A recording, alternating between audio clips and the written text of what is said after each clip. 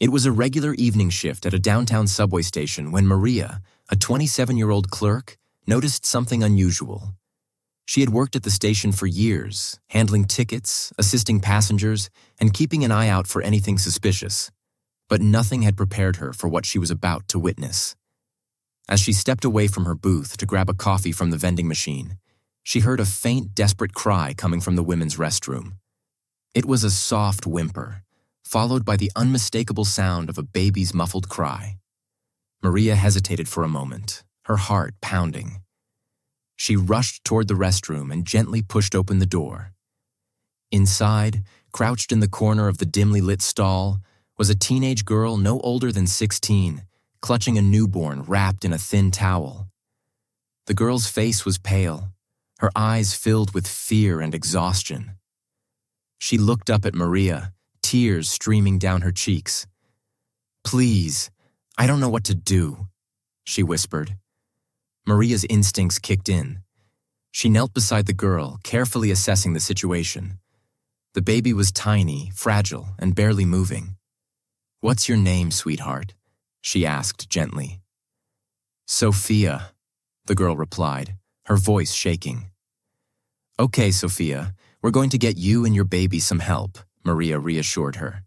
She immediately called 911 while keeping Sophia calm. As they waited for the paramedics, Maria wrapped her jacket around the baby to keep it warm. Sophia, overwhelmed, started to sob. "I didn't know where else to go," she admitted. "My parents, they don't know. I was too scared to tell them." Maria squeezed her hand. "You're not alone in this.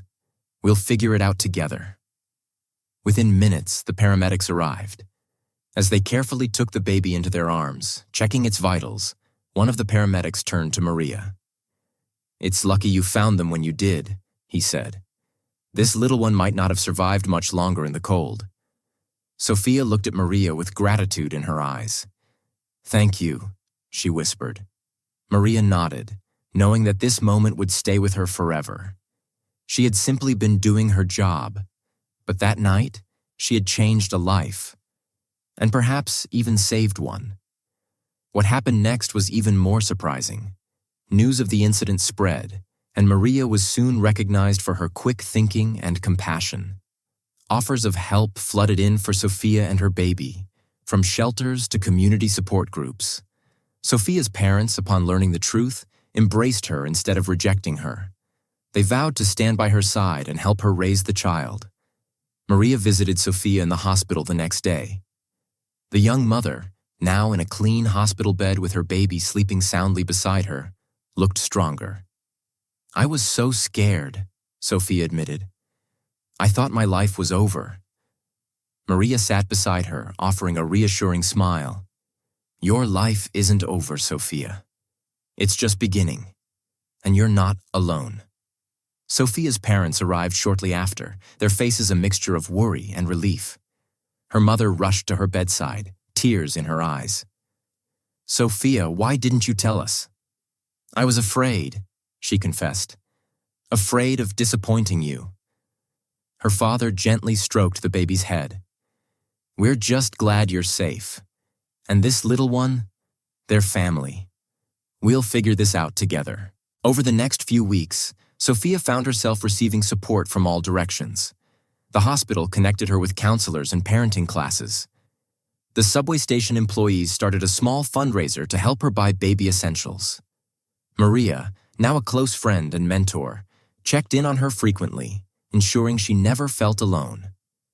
Months passed, and Sophia's life began to stabilize. She enrolled in an online high school program, determined to build a future for her child. Maria stood by her side through every milestone, offering guidance and encouragement. One evening, Maria received an unexpected visit at the subway station. Sophia stood there, holding her now healthy baby in her arms. "I wanted you to be the first to know," she said with a smile. "I got accepted into a community college program. I'm going to study early childhood education." Maria felt a lump in her throat. "That's amazing, Sophia. I'm so proud of you." Sophia hugged her tightly. "I wouldn't be here without you." Maria watched as Sophia walked away, her baby giggling in her arms. What had started as an ordinary shift had turned into an extraordinary story of resilience, hope, and the power of a simple act of kindness. She knew in that moment that she had made a difference in the world, one life at a time. Years passed, and Maria and Sophia remained in touch. Sophia, now a young woman in her 20s, had graduated with honors and was working as a childcare specialist.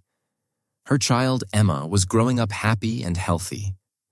One day, Sophia invited Maria to a special event at the community center where she worked. Maria arrived and was overwhelmed with emotion as she saw a room full of young mothers and children. Sophia took the stage and spoke with confidence.